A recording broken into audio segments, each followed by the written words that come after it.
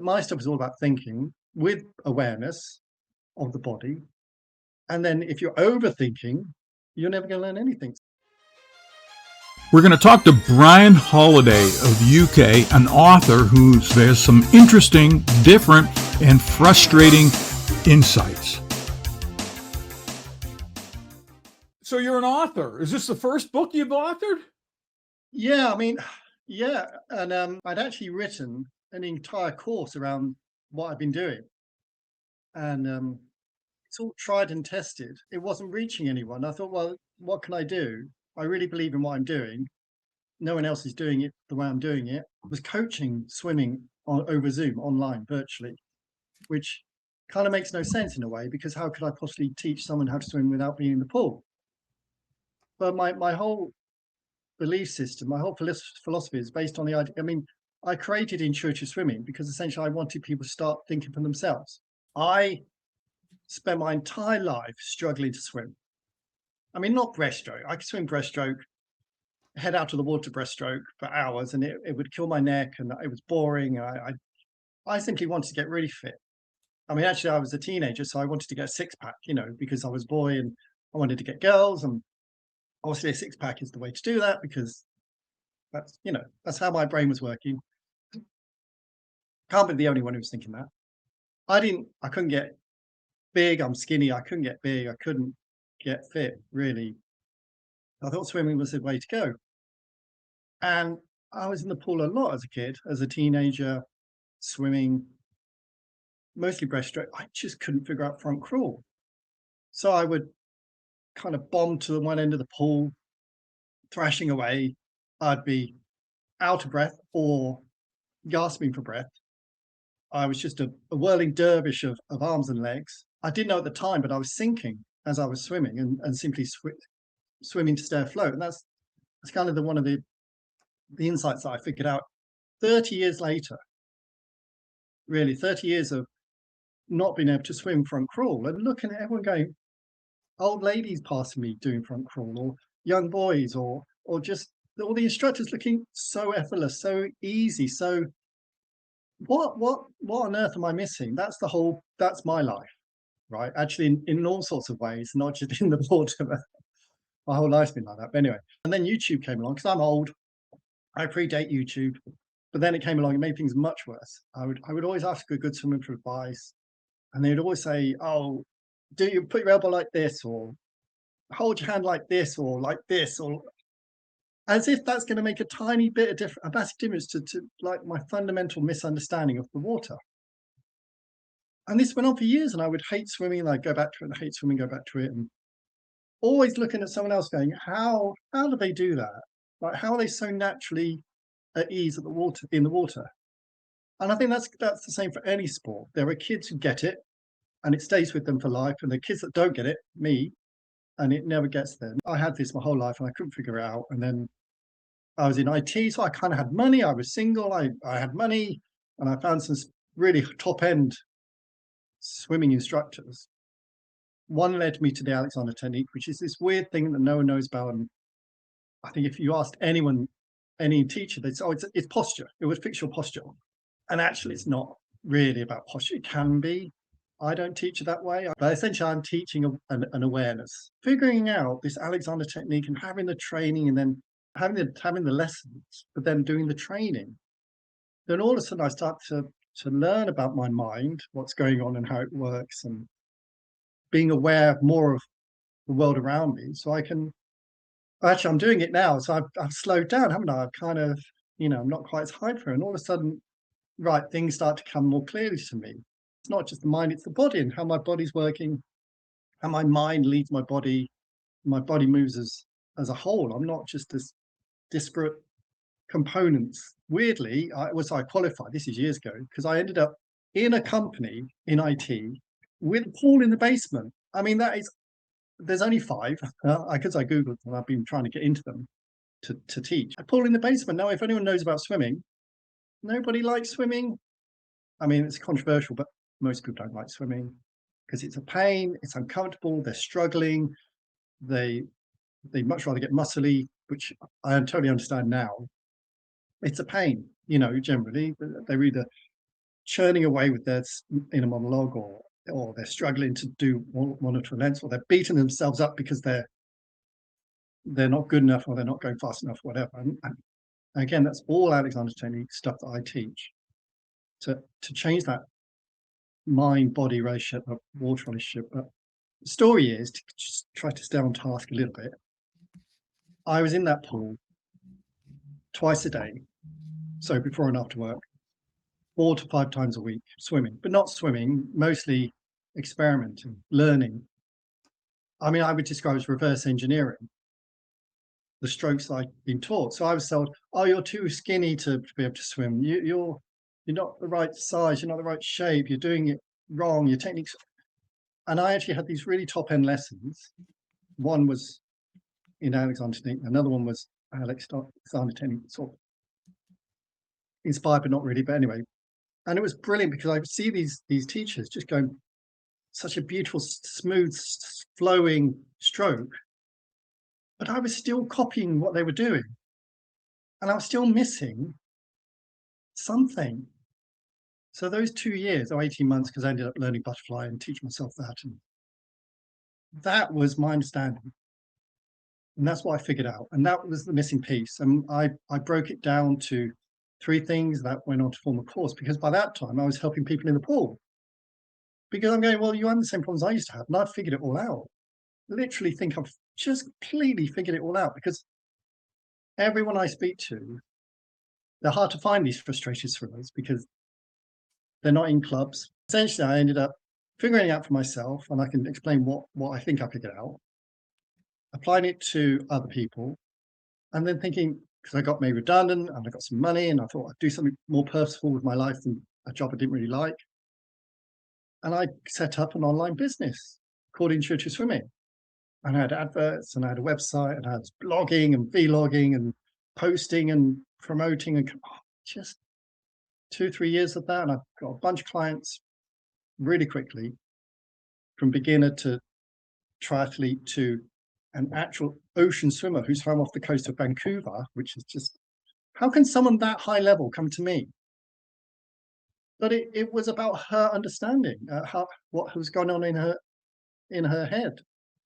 She didn't need to be told your elbow's too high, or your arms too low. It was some concepts and ideas and thoughts, and reshaping, reverse engineering of her approach to swimming. The problem was with this is that it's so alien to conventional coaches, and to be honest, I spoke to a lot of coaches, and they're, I don't think angry is the right word, but really resistant. And I spoke to Swim England, and they just went, "Ooh!" I mean, literally, I have the head of, or someone important in Swim England. I was talking to them at a trade show. Her face just went red, and she was tidying up. I was going, "Oh, back away." My pitch for this, and that's always been the trouble, to explain what I'm doing. It's understanding versus technique. And it's not understanding not technique. It's not saying you don't need technique, because clearly you need something. But I think what I've done is establish the fundamentals. Actually, I spoke to a coach and I said, this is a precursor to your technique. Because I was looking at these, I was paying £400, maybe $600 at a guess, I don't know, in a lesson, one-on-one, and then maybe a group lesson for half the day. Yeah, £250 for one lesson, one-to-one, an hour, and £400 for group. Watching this guy, and it was butterfly, but the anecdote still stands, flailing around trying to copy that. He had no idea what was going on with his body. He had no relationship with the water. He was sinking. He was overwhelmed with the instruction. He didn't know what he thought he was doing, a beautiful undulation, and he was just like a stiff piece of cardboard. And I thought, that was me. And I think I figured out what was missing. And then I started teaching it, and then I started teaching it over Zoom, which no one can understand, because I need someone in the pool with me. I need someone to tell me what I'm doing wrong. I need some. No, if you're copying someone and doing what you're told, you're like this. you're not thinking for yourself. I actually created this intuitive swing, think for yourself. Kind of works with running because I fixed my own running. There is a different way of learning that can be applied. And as much as I don't like to talk about Alexander's technique because it alienates and confuses, I do teach it. Nobody's interested, so I don't teach it very much. But it has given me a new way of thinking. So I think I described my book as a thinking book, not a technique book. I was going to call it The Inner Game of Swimming, but I thought I might get sued. I now say it's the swimming equivalent of The Inner Game of Tennis, because you can't learn tennis from the book, but you can learn a different way of thinking from the book. Pretty sure that that's what my book's doing, because that's what I did. That's what my clients did. I put it into a 3-step program. I created an online course. I wrote hundreds of articles, and nobody saw it because I couldn't market it. So basically, I just distilled it, and it was going to be intuitive swimming, but that's who's going to buy that? What does that mean? No one got it. Nobody's going to see it anyway, because that's the problem. I'm doing something unique. I'm doing something that works. I'm doing something that's different. Does anyone want it? They just want instruction, and the establishment seem to think technique is the answer. I kind of got fed up with battling against these very hard, fixed points of view. That's how the book came apart. Came about because I was like, but I get so upset because I spent 4 or 5 years doing this, thinking this is really, really good. Not because I'm arrogant, just because it had such an impact on me, and it had an impact with a bunch of people I helped in Nepal. Then it had a massive impact on a bunch of people I helped over Zoom. I had 3 concepts in the. So essentially, there are some concepts I talked about in the book and on the course, but there were 3 modules in my course which people used to work through, and I would have weekly meetings with them to discuss their findings. There's always ideas and concepts, but I would talk about mind, body, water connection, which is just basically, it's not floating, because people think floating is this thing you do on holiday and you relax and everything's fine. But then you go to swim and that's gone because you're in swimming mode. So an idea I have in the book and the course is sneak up on swimming. So you don't go into swimming mode, you start floating. And floating is not easy. People think natural swimmers, it's easy because they get it.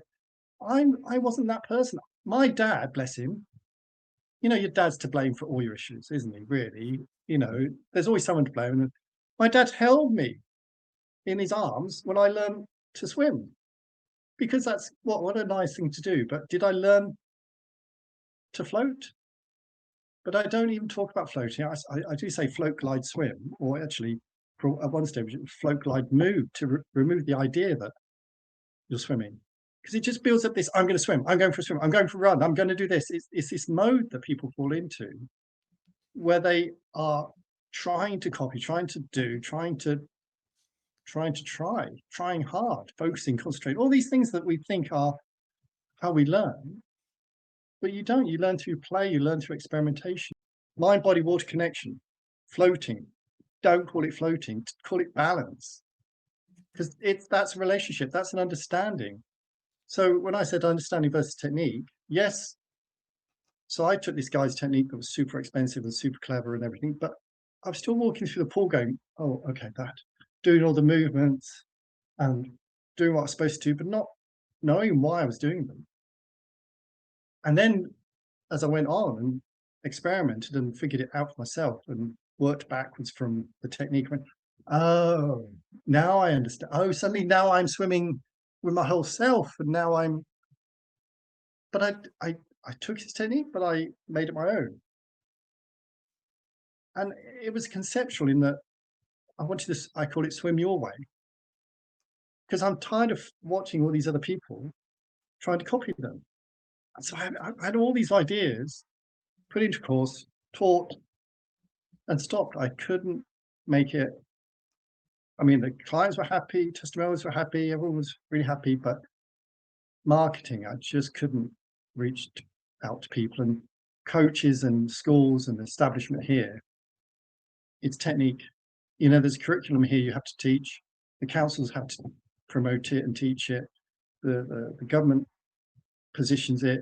There's no alternative as far as I can tell. And then they wonder why there's so many drownings and why no one really likes swimming. A lot of kids don't like swimming. The good ones, I don't even think the good swimmers like it. I think they do it because they're good at it. They do it because their friends do it. And then they do it because they're getting better and they're really proud of themselves and then they burn out. I mean, I don't want to upset people, but I'm speaking to a lot of swimmers now, lots of different types. And I think if you're more at one with the water, which is not a great term, but if you're more, say, comfortable or trusted the water, used the water, understood the water, you're safe. You have time. You can think straight. You are not in that fight flight state. And then you start to understand what your body's doing rather than elbow at this degrees and arm at this and this. No, well, hang on, your arm starts here, not here. So start swimming with, oh, look, my whole body's moving now. And oh, no, you know, I'm like that. No, you can't rotate too much. No, you rotate. And then the breathing, breathe every 3 strokes. I can't get the breath in. I haven't got the breath out. All this frustration. I mean, I'll get frustrated just even thinking about it. But swim your way. Figure it out what works for you. And yes, technique, but kind of get some freedom around it. I think I talk about swimming freedom. These are rules designed to help you. There's a Matrix quote in there about bending or breaking rules somewhere, and you don't have to breathe every 3 strokes. It's your swimming. Breathe when you need to, and there's so much around the approach that could shift. And this would really work well with kids, but God forbid that I even kind of, because in this country and legitimately, and it's a valid concern, but you can't go into schools and teach. It's all very preset. There's no way of approaching a different way of thinking. My stuff is all about thinking with awareness of the body. And then if you're overthinking, you're never going to learn anything. So mind, body, water connection, it's balance, figuring that out. Whole body movement awareness, so that's whole body swimming, knowing what you're doing, knowing how your body works, because you need some anatomy, you need some idea that things work, how they work, so you understand how you're moving. And then the final thing was this idea of live every stroke, which turned into swimming in the present moment. Because if you're got this inner monologue of churning of sort of judgment and shame and criticism, all internal, and then you've got the idea you must do this, this, and this, and following instructions, how are you ever going to figure things out? So then you start, if you're balanced and you're moving as a whole, you've got this bit of the swim that no one talks about, which is the glide. Glide's a great bit. That's the joy, whether you're undulating in fly or you can undulate in breaststroke or just the glide of the front crawl. That's when you go, this feels nice. There's a bit of peace, there's a bit of awareness. You're in the water. I mean, maybe there's a tannoy, maybe there's splashing, but it's all experiential that you can include. But if you don't have the balance, if you are flailing around, and if you are consumed with this instruction mindset, that's all going to get in the way. Kind of worked, it did work, but no one knew about it. Put it all into a book, and no one knows about the book. It's like 36 people, half of them are sort of family and friends. Hi, WhatsApp contacts, written a book. It's not really about money. At a point, it was about money. It was about creating an income. I've got 2 kids, got family. The online business just broke me. Like, I mostly choke up a bit when I talk about how it didn't work out. But the pressure to kind of generate income and leads, I had to stop. So I don't do anything now. But I had a couple of weeks. Took a bit of time away, and I couldn't read the course material. It's just too close to me and too upsetting because I just feel it's so helpful. I don't think it's arrogance. I just think it's just feeling that I wanted to help. I took time off and got some fresh eyes on it and kind of edited it into a short book. with a different approach. I kind of got ideas, maybe I could make it a kids version, but if it's gonna sell 36 copies, I'm not gonna do that. If it's only reached a bigger audience, then it would have a bigger impact, and then it would start helping more people, and then there would be momentum and a movement. But at the end of the day, the ending game of tennis is a absolute.